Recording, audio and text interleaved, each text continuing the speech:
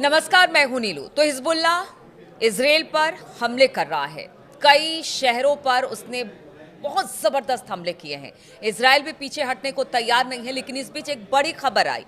Qatar ने मध्यस्थता करने से मना कर दिया। देखिए, लगातार कोशिश यही की जा रही थी कि किसी तरह से मध्य पूर्व में यानी कि मिडिल ईस्ट में हालात को बेहतर किया जा सके, लेकिन कल इस बात की भी उम्मीद जो थी वो खत्म होती नजर आ रही है। अब ऐसे में यही है कि क्या यहां पर शांति बहाल हो पाएगी या हमले इसी तरह से होते रहेंगे। इंतजार बहुत सारी बातों का किया जा रहा है। इधर ट्रंप भी लगातार एक एक कर लोगों को अपॉइंट कर रहे हैं बड़े बड़े ओहदे पर, और जब तक वो शपथ नहीं ले लेते हैं तब तक ये क्लैरिटी नहीं होगी कि अमेरिका इस बारे में क्या सोचता है।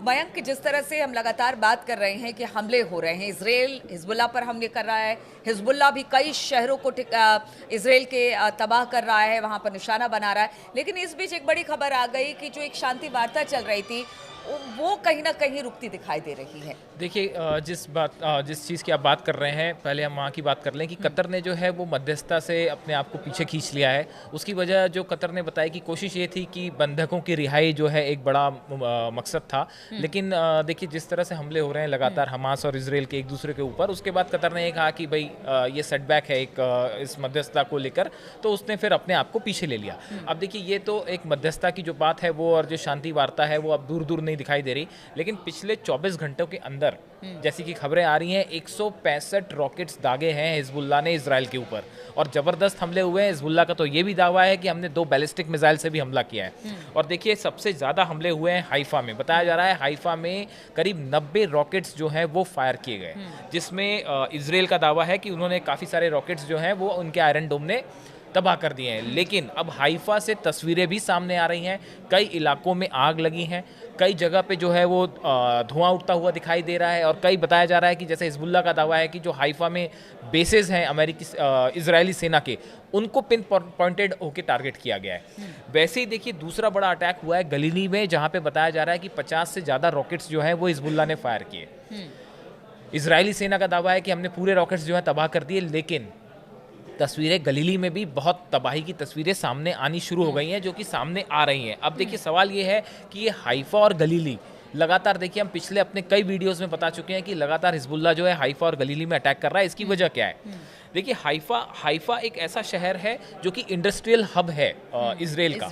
पूरी दुनिया भर की मीडिया की निगाहें हाइफा के ऊपर होती है। यहाँ पे जरा भी कोई भी अटैक होता है उसको इंटरनेशनल न्यूज़ बनती है। तो एक तो बड़ी वजह ये है। दूसरी, देखिए यहाँ पे बड़ी सारी केमिकल फैक्ट्रीज हैं, केमिकल हब्स हैं। अगर किसी भी ऐसी जगह पे कोई रॉकेट गिर जाता है तो उससे बड़ी तबाही होना भी तय है। यहाँ पे जो इजराइल के बेसेस हैं, ये इसको लगातार हिजबुल्ला टारगेट करने की कोशिश कर रहा है। ये वजह है कि हाइफा पे जो है क्यों बार बार हमले हो रहे हैं। वैसे गलीली जो है वो एक धार्मिक शहर है इजराइल का, तो उसको जो है टारगेट करके एक संदेश देने की कोशिश करता है बार बार हिजबुल्ला। तो देखिए, ये वजह है कि गलीली और हाइफा में जो है वो लगातार हमले हो रहे हैं। इसके अलावा अगर आप बात करें तो जो शिमोना इलाका है, यहाँ पे भी जो है ये तीसरी जगह है जहाँ पे पिछले 24 घंटे में बड़ी संख्या में जो है रॉकेट्स बरसाए गए हैं। तो कुल इस तरह से बताया जा रहा है, जो हिजबुल्ला का दावा है कि 165 रॉकेट्स हमने फायर किए हैं, 2 बैलिस्टिक मिसाइल का भी दावा किया जा रहा है। इसमें से कितने एक्यूरेट निशाने पे गिरे वो अभी बात सामने आएगी।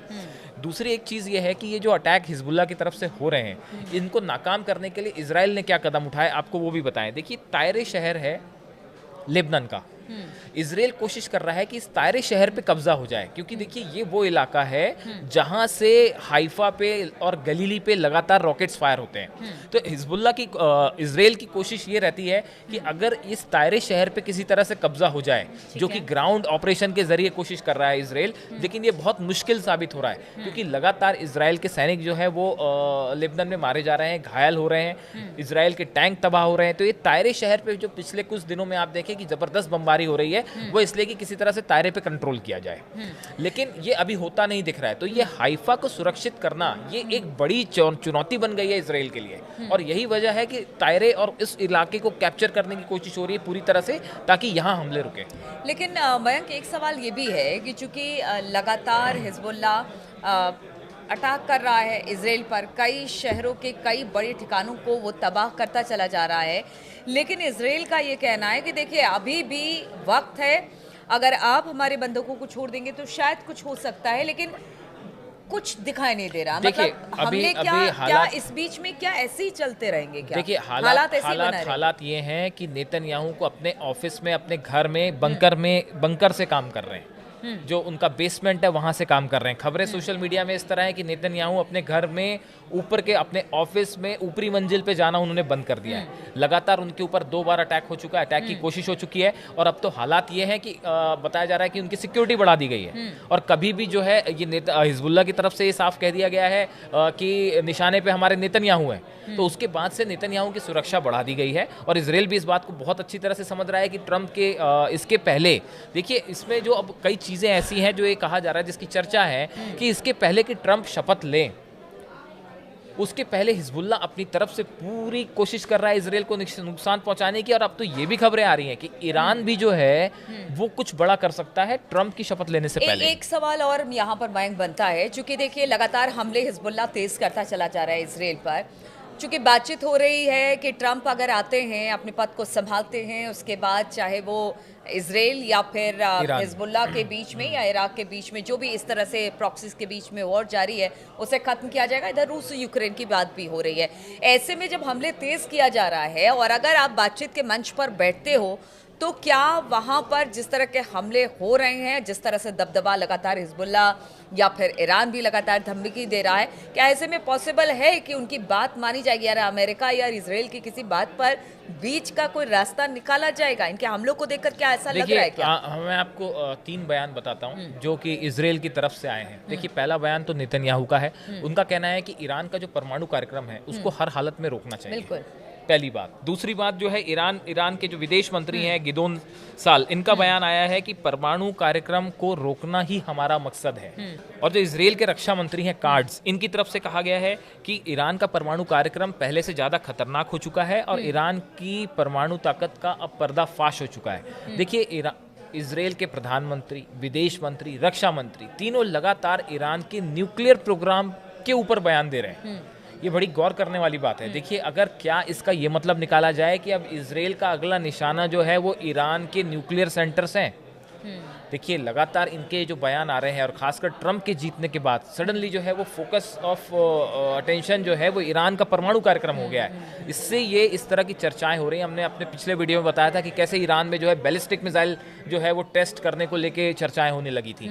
तो अब सवाल ये है कि क्या ट्रंप के शपथ लेने के पहले इजराइल अपनी तरफ से कुछ बड़ा करना चाह रहा है? क्या ईरान के, जैसा कि पहले ट्रंप ने भी इशारा किया था कि ईरान के न्यूक्लियर सेंटर्स को जो है निशाना बनाया जाना चाहिए, तो क्या ऐसा कुछ होने जा रहा है? और वहीं दूसरी तरफ ईरान की भी तरफ से तैयारी पूरी कर ली गई है और हो सकता है, ऐसी चर्चाएं हैं कि ट्रंप की शपथ लेने के पहले ही कोई बड़ा अटैक ईरान की तरफ से भी हो सकता है। और ईरान की तरफ से साफ कर दिया गया कि इस बार अटैक सिर्फ बैलिस्टिक मिसाइल या फिर ड्रोन अटैक तक सीमित नहीं होगा, इससे आगे भी बड़ा कुछ हो सकता है। तो क्या अमेरिका और इजराइल दोनों से आर पार की लड़ाई में इधर ईरान और हिजबुल्लाह और हमास और हुती, ये सारे संगठन जो प्रॉक्सीज ईरान के, क्या दिखाई दे रहे हैं? क्या ईरान का एक प्लान है अपने प्रॉक्सीज के जरिए इजराइल को उलझाने का। 3 फ्रंट पे इजराइल उलझा हुआ है और उलझ गया है। हमास के फ्रंट पे, हिजबुल्लाह के फ्रंट पे, हुती और जो इराक के रेजिस्टेंट ग्रुप है उनके सामने। तो कई फ्रंट पे इजराइल को उलझाना ईरान का मकसद है फिलहाल, जिसमें वो सफल होता दिख रहा है। अब वेट इस बात का है कि ट्रंप एडमिनिस्ट्रेशन के आने के पहले, पूरी तरह से ट्रंप की शपथ लेने के पहले, क्या कहीं कोई बड़ा अटैक होता है या नहीं।